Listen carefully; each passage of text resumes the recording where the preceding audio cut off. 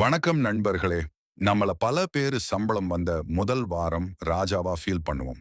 கையில் காசு புரளும், எத வேணாலும் வாங்கலாம் போல தோணும். ஆனா அதே மாசம் பாதி தாண்டிய உடனே, அடுத்த மாசம் சம்பளம் எப்போன்னு தேதிய ஏக்கத்தோட பார்த்துக்கிட்டே இருப்போம். சம்பளம் வாங்கின முதல் வாரத்துக்கும், பணம் இல்லாத கடைசி வாரத்துக்கும் நடுவுல நம்ம பணம் எங்க போகுது? நம்ம ரொம்ப கஷ்டப்பட்டு உழைக்கிறோம், சம்பாதிக்கிறோம். ஆனா ஏன் நம்மளால பணத்த சேமிக்க முடியல? உண்மை என்னன்னா நண்பர்களே, நம்ம வாழ்க்கையில பிரச்சனை சம்பாதிப்பதுல இல்ல, பணத்தை எப்படி கையாள்றோம் என்பதில் தான். சில எளிய விதிகளை சரியா புரிஞ்சுக்கிட்டாலே போதும், மாச கடைசியில சம்பளத்த ஏக்கத்தோட எதிர்பார்க்கிற அந்த நிலைக்கு ஒரு முற்றுப்புள்ளி வைக்கலாம். உங்க கையில எப்பவுமே பணம் இருக்கிற மாதிரியான சில பிராக்டிக்கல் டிப்ஸை இந்த வீடியோல நாம பார்க்க போறோம். இந்த வீடியோவை கடைசி வரை பாருங்க நண்பர்களே. இறுதியில் ஒரு உண்மையான கதையையும் உங்களோட ஷேர் பண்ண போறேன். இந்த எங்களோட முயற்சி உங்களுக்கு பிடிச்சிருந்தா, எங்கள ஊக்குவிக்கிற விதமாக நம்ம சேனல சப்ஸ்கிரைப் பண்ணி, தொடர்ந்து ஆதரவு தாங்க நண்பர்களே. வாங்க, வீடியோக்குள்ள போகலாம். நண்பர்களே, இந்த காலகட்டத்துல சம்பாதிப்பது அவ்வளவு கடினம் இல்ல. ஆனா அதை விட ரொம்ப ரொம்ப கடினமானது, சம்பாதிச்ச பணத்தை சேமித்து வைக்கிறது. நெறைய பேர் கொஞ்சம் பணம் கைக்கு வந்த உடனே, நான் பெரிய ஆளுன்னு நினைச்சு பறக்க ஆரம்பிச்சிடுறாங்க. ஆனா உண்மையிலேயே அவர்களுக்கு பணத்தின் விதி என்னன்னு தெரியாது. நண்பர்களே, நீங்க எவ்வளோ சம்பாதிக்கிறீங்க என்பது முக்கியம் இல்ல. எவ்வளோ சேமிக்கிறீங்க என்பதுதான் முக்கியம். உண்மை என்னன்னா, நீங்க கோடீஸ்வரர் ஆகிற முதல் படியே சேமிப்பு தான். அதுக்காக என்ன செய்யணும்? உங்கள் செலவுகள கொஞ்சம் குறைக்கணும்.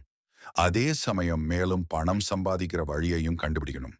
இன்னைக்கு இந்த வீடியோல உங்க பணத்தை சேமிக்க உடனடியாக குறைக்க வேண்டிய 8 வகையான செலவுகளை உங்களோட ஷேர் பண்ண போறேன். இந்த 8 செலவுகளை இப்போதே நிறுத்துனீங்கன்னா, பணத்தின் உண்மையான விதிகளை நீங்களே புரிஞ்சுக்குவீங்க. நீங்க எவ்வளவு சம்பாதிக்கிறீங்கன்னு பார்க்காம, அதே இடங்கள்ல இந்த 8 செலவுகளை படிப்படியாக குறைச்சீங்கன்னா, உண்மையிலேயே உங்கள் வீட்டுக்குள்ள பணம் சேர ஆரம்பிச்சிருக்குன்னு நீங்களே உணர்வீங்க. சரி நண்பர்களே, நம்ம தினசரி வாழ்க்கையில அறியாம செய்யற இந்த 8 பெரிய தவறுகளை இப்போ பார்ப்போம். முதல் தவறு, நான் தான் பெரிய ஆள், பிறருக்காக செய்கின்ற ஆடம்பர செலவுகள். நமது தேவைக்காக ஒரு பொருளை வாங்குவது வேறு. ஆனால் அடுத்தவர்கள் உங்களை மெச்ச வேண்டும் என்பதற்காக, பெருமைக்காகவும் பணக்காரராக காட்டிக்கொள்ளவும், தகுதிக்கு மீறி ஒரு புதிய கார், பெரிய பைக் மற்றும் விலை உயர்ந்த அலைபேசியை மாத தவணையில் வாங்குவதுதான் மிக மிக பெரிய தவறு. உண்மையில் ஒரு நிமிஷம் யோசியுங்கள். இந்த பொருள் நமக்கு தேவையா? இல்லை அடுத்தவங்களிடம் நான் பெரிய ஆள் என்று காட்டிக்கொள்வதற்காக இது தேவையா? இந்த கேள்விக்கு நீங்க பதில் தேடினால், உங்கள் செலவில் ஒரு மிகப்பெரிய பங்கு குறைந்துவிடும். நண்பர்கள் வாங்கும் ஆடம்பர பொருட்களை பார்த்தும், சமூக வலைதளங்களில் வரும் படங்களை பார்த்து, அதன் ஈர்ப்பால் நம்முடைய நிதி நிலையை மறந்து செய்யும் செலவுகள் உங்கள் மன நிம்மதியை குழைத்து கடன் மட்டுமே விட்டு செல்லும். உங்களுடைய சுய மதிப்பு நீங்கள் வைத்திருக்கும் பொருட்களில் இல்லை. அது உங்கள் சாதனையிலும் மன அமைதியிலும் தான் இருக்கிறது என்பதை தெரிந்து செயல்படுங்கள். அடுத்து நாம செய்கிற இரண்டாவது தவறு என்ன தெரியுமா? தள்ளுபடி மாயாஜாலம் என்னும் மாயவலை. கடைகளில் கண்ணை பறிக்கும் 50% தள்ளுபடி. இதை பார்த்தும் இந்த பொருள்கள் இனிமேல் நமக்கு கிடைக்கவே கிடைக்காது என்கிற அளவுக்கு ஓடி போய் அல்லுருவோம். அது நமக்கு தேவையா இல்லையா என்று கூட யோசிக்க மாட்டோம். விலை குறைவாக இருக்கிறது, அப்புறம் வாங்க முடியாது என்ற எண்ணத்துல நமக்கு தேவையே இல்லாத பொருளை வாங்கி அது வீட்டின் ஒரு மூலையில தூங்கி கொண்டிருக்கும். உண்மைதானே? இந்த மாதிரி யார் வீட்ல எல்லாமே நடக்கும்? கமெண்ட் பண்ணுங்க. ஒரு தள்ளுபடி உங்களுக்கு தேவையான பொருளை வாங்கினால் மட்டுமே நல்லது. திட்டமிட்டு பொருள்களை வாங்குங்கள். தள்ளுபடிக்கு அடிமை ஆகாமல் இருப்பதே மிகவும் நல்லது. மூன்றாவதாக நாம செய்யற மிகப்பெரிய தவறு, கடன் வாங்குவது. வார தவணை, மாத தவணை. ஒரு பெரிய பொருளை வாங்குவதற்காக இந்த மாதிரி கடை வாங்குகிறோம்.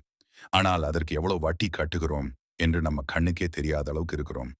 ஒரு பொருளின் உண்மையான விலை என்ன, அதற்கான வட்டி எவ்வளவு என்பதை புரிந்து கொள்ளாமல் கடனில் வாங்குவது மிக தவறு. முதலில் நமக்கு மாதம் ஒரு சிறு தொகைதானே, மாதம் மாதம் கட்டிவிடலாம் என்று தோன்று. ஆனால் அதை கட்டி முடிப்பதற்கே வேற ஒரு இடத்தில் கடன் வாங்குவோம். வீடு கட்ட அல்லது கல்விக்காக, மெடிக்கல் எமர்ஜென்சி, இதுக்கெல்லாம் வெளியில் பணம் வாங்குவது வேறு. ஆனால் ஆசைப்படும் அனைத்து பொருட்களுக்கும் கடன் வாங்குவது நமக்கு நாம் சூனியம் வைத்துக் கொள்வது மாதிரி ஆகிவிடும்.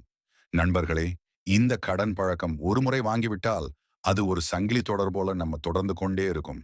ஒரு கடன் கட்டி முடிக்கும் முன் அடுத்த கடன் வாங்குவது என நம்முடைய பண சுத நிறைய செய்து விடுகிறோம். மாத இறுதியில் வங்கி கணக்கை பரிசோதித்து பார்க்கும்போதுதான் தெரியும். நம்ம கண்ணுக்கு தெரியாமல் செய்த சிறு சிறு செலவுகள் பெரிய தொகையாக வந்து நிற்கும். ஆகவே சின்ன சின்ன செலவுகளுக்கு நம்ம கையில் இருந்து ரொக்க பணத்தை பயன்படுத்துங்கள். அப்பொழுதுதான் பணத்தின் மதிப்பு உங்களுக்கு புரியும். உங்களுடைய ஒவ்வொரு செலவுகளையும் எழுதுவது உங்கள் பண புழக்கத்தை கண்காணிக்க உதவும். நண்பர்களே, 5வது தவறு தேவையில்லாமல் செலவு செய்வது. சந்தோஷமாக இருந்தால் நண்பர்களுக்கு பார்ட்டி வைக்கிறது, சோகமாக இருந்தால் மொபைல் ஸ்க்ரோல் செய்து அதில் வரும் பொருள்களை தேவையா இல்லையா என்று கூட பார்க்காமல் ஆன்லைனில் பொருட்களை வாங்குவது. இது ஒரு ஆபத்தான பழக்கம். உங்க மனசு சரியில்லாத நேரத்துல ஒரு நண்பரிடம் பேசுங்க, இல்லைனா பிடித்த இசையை கேளுங்க, இல்லைனா சிறிது தூரம் நடங்க. செலவு செய்வதற்கு முன் 24 மணி நேரம் காத்துருங்க. அதுக்கு அப்புறம் அந்த பொருளின் தேவை உள்ளதா என்பதை மறுபரிசீலனை பண்ணுங்க. 6வது தவறு பட்ஜெட் போடாமல் செலவு செய்வது. நம்மள சிலர் நமக்கு வர்ற வருமானத்துக்கும் செலவுக்கு இடையில ஒரு கணக்கு வழக்கே இல்லாமல் இருப்போம். எவ்வளவு பணம் வருகிறது, எங்கிருந்து வருகிறது, எதற்கு செலவாகிறது என்று புரிதல் கூட இல்லாமல் இருப்பது ஒரு பெரிய தவறு. எதுக்கு பட்ஜெட் போடணும்னு, மாச கடைசி வரை என்ன செலவு பண்றோம்னு நமக்கே தெரியாத அளவுக்கு இருப்போம். இதனால் மாத கடைசியில் பணம் பற்றாக்குறை ஏற்படும். இதனால் நான் முறையாக பட்ஜெட் போடுதல் வேண்டும். வாடகை அத்தியாவசிய செலவு, உணவுக்கு ஆகும் பணம் எவ்வளவு, போக்குவரத்து செலவு, மற்ற செலவுகள் எவ்வளவு என்று குறிப்பிடுவது நல்லது. இதனால் நமக்கு தேவையில்லாத செலவை குறைத்து சேமிக்கலாம் என்று புரியும். 7வது தவறு எதையும் உடனடியாக வாங்க வேண்டும் என்பது. ஒரு விளம்பரத்தை பார்த்தாலோ அல்லது நண்பன் ஏதாவது பொருள் ஒன்றை வாங்கினாலோ அதை நாமும் இப்பொழுதே வாங்கிவிட வேண்டும் என்ற எண்ணம் தோன்றும். இதை இப்போவே வாங்கவில்லை என்றால் இந்த சலுகை மீண்டும் வராது என்ற எண்ணம் நம்மை வாங்க தூண்டும். இந்த அவசர காலத்தில் வாங்கும் பொருள்கள் பெரும்பாலும் தேவையில்லாத பொருள்களாகவோ அல்லது நம்ம நிதி நிலைமைக்கு மீறியதாகவோ இருக்கும். ஒரு பொருளை வாங்குவதற்கு முன் சில நாட்கள் காத்திருங்கள்.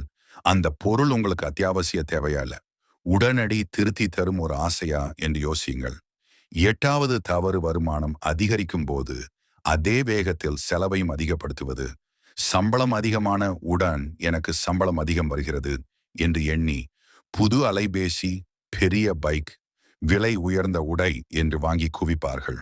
ஆனால் நம்ம சேமிப்பு அதே இடத்துல தான் இருக்கும். இதை தவிர்க்க சம்பளம் வந்த உடனே ஒரு குறிப்பிட்ட தொகையை எடுத்து வேற ஒரு வங்கி கணக்கிலோ அல்லது பாதுகாப்பான முதலீட்டிற்கோ மாற்றிவிடுங்கள். மீதம் இருக்கும் பணத்தில் செலவு பண்ணுங்க. பழகுங்கள். முதலில் சேமி, பிறகு செலவு செய் என்ற விதி மிகவும் முக்கியமானது. இந்த 8 தவறுகளை சரி செய்து செலவுகளை குறைத்து வருமானத்தை பெருக்க வழிவகை செய்யும் பணக்காரர் என்பது எவ்வளவு சம்பாதிக்கிறோம் என்பதில் இல்ல, எவ்வளவு சேமிக்கிறோம். எனதுதான். இந்த சின்ன சின்ன விஷயங்களை சரி பண்ணினாலே போதும். நண்பர்களே, இறுதியில ஒரு உண்மை கதையை சொல்றேன்னு சொன்னேன். என்னன்னு பார்ப்போமா? எனக்கு தெரிஞ்ச ஒரு நபர் அடுத்தவங்க முன்னாடி தன்னை ஒரு பணக்காரரா காட்டிக்கணும் அப்படிங்கிறதுக்காக 4 விலை உயர்ந்த போன், ஒரு கார், விலை உயர்ந்த பைக், நியூ எமிலே வாங்கி சேர்த்தார். அவர் வாங்கும் சம்பளம் என்னவோ 20,000 தான். ஆனால் அவர் கட்டும் இஎம்ஐ தொகை மட்டும் ஒரு மாதத்திற்கு 80,000 கிட்ட ஆகும். அந்த இஎம்ஐ கட்ட வேற ஒரு இடத்துல அதிக வட்டிக்கு பணம் வாங்கி ஒவ்வொரு மாதமும் காட்டுவார். இறுதியில் அந்த அதிக வட்டிக்கு வாங்கின பணத்தை கட்ட மறுபடியும் கார், பைக் இரண்டையும் அடகு வச்சு கட்டுவாரு. 3 வருஷத்துல இந்த விஷயம்தான் திரும்ப திரும்ப அவர் வாழ்க்கையில் நடந்துகிட்டே இருக்கு. இன்னும் இஎம்ஐ கட்டி முடிக்கல. இவர் போல இருக்காம அடுத்தவங்க முன்னாடி சீன்ஸ் போடணும்னு பொருள் வாங்கி குவிக்காமல் தேவையான பொருளை மட்டும் வாங்கி நிம்மதியாகவும் சந்தோஷமாகவும் வாழுங்கள் நண்பர்களே. சந்தோஷமா இருக்கிறதுக்கு தானே இந்த வாழ்க்கை. மீண்டும் மற்றொரு காணொளியில் சந்திப்போம் நண்பர்களே.